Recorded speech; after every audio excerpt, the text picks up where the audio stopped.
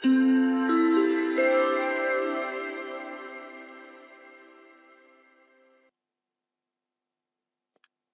and welcome to Iris Assets. By keeping your assets up to date via the Iris platforms, allows you to maximize your working time by reducing your time spent on administration. Knowing what and where your assets are eradicates the likelihood of duplicate purchases, saving thousands of pounds in the long term.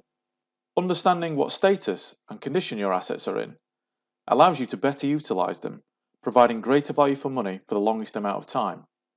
Now, using Iris Assets, you have access to an item's full life cycle, enabling you to better plan for the future, minimizing estimation, and instead make informed business decisions based on fact and not guesswork.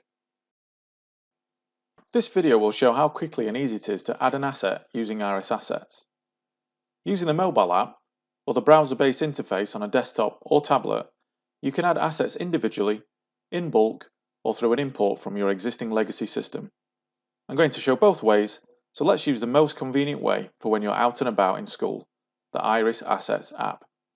Using this app, you benefit from having speedy access to a plethora of functionality right in your pocket. Firstly, using the high-quality robust pre-printed QR codes, you can quickly label an asset. You can then scan that asset label,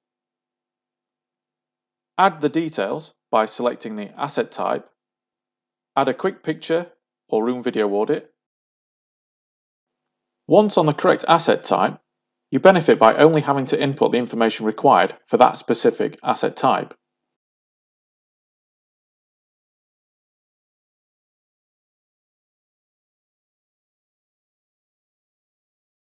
Lastly, all you need to do now is select a department and a location.